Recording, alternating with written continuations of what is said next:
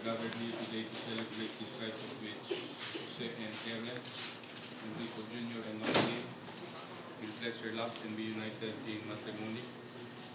Though this is a civil ceremony, let us all join in prayer that the Lord may bring down His blessings on them, that their married life of love and fidelity may truly be a symbol of love. Jose and Karen, Enrico Jr. and Madeline, you are here today to seal your love with an eternal bond before a duly constituted authority under the laws of the Republic of the Philippines. May I now ask you to answer truthfully the following questions. Karen and Madeline, did you come here of your own free will to bind yourself forever in the love and service of your husband? Jose and Enrico, did you come here of your own free will to bind yourself forever in the love and service of your wife? Karen and Madeline, do you take your groom here present as your lawful husband according to the laws of the Republic of the Philippines? Do you give yourself to him as his wife? Jose and Enrico, do you take your bride here present as your lawful wife according to the laws of the Republic of the Philippines? Do you give yourself to her as her husband?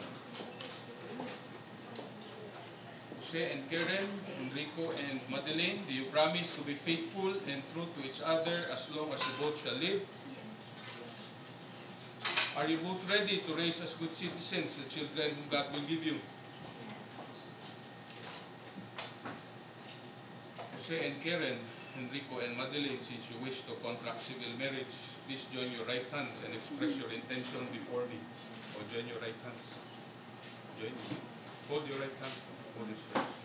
Alright. You will now say together your trust and pronounce your vows to each other. You just repeat what I will read. We hereby pledge to be one heart, one soul, from this day forward, for better, or for worse, for richer, or for poorer, in sickness and in health, until death do us part. So you now prepare your rings. Mauna muna magsuot ang lalaki ng ring ng babae. Okay? You get the ring of the bride. Are you ready now? Or you say the name first of your bride before you put the ring. Okay. Say the name of your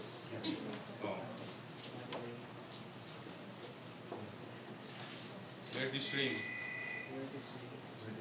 as a sign of my love and loyalty to you.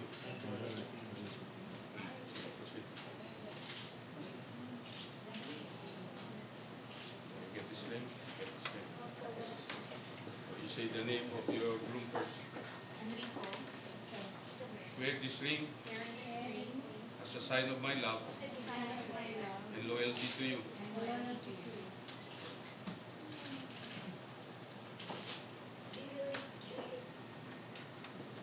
Since kailangan may coins ulit, you open your palm.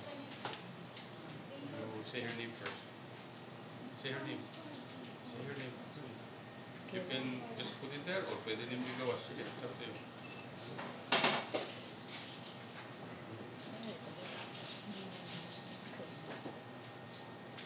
Sige, say her name. I give these coins as a pledge of my dedication to your welfare and the welfare of our children. Oh, you answer, Karen. I accept them. I accept the joy as well as the responsibility of raising a family with you. Okay. We have heard Jose and Karen, Enrico and Madeline pledge themselves to God and to each other in marriage before God and His community. And I, by virtue of the authority vested in me as a judge of Davao City, in the presence of your witnesses and all those present here, hereby join you in lawful wedlock, proclaim you husband and wife, and declare you legally married. May you ever live in mutual love and unbroken loyalty, ever conscious of your love and responsibility for each other and to your family. Congratulations.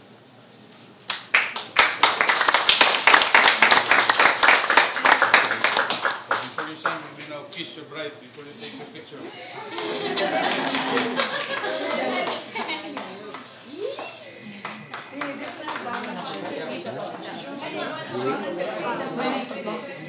Tama na. Sabalay na.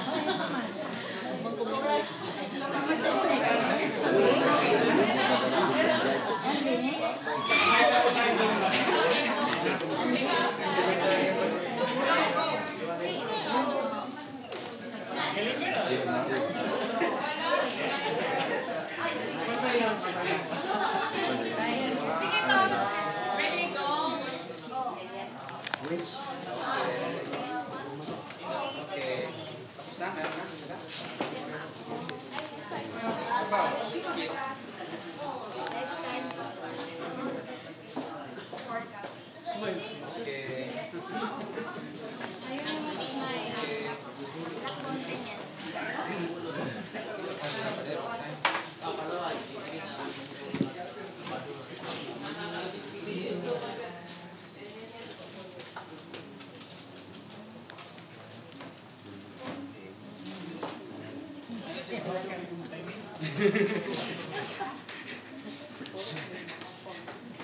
Ready?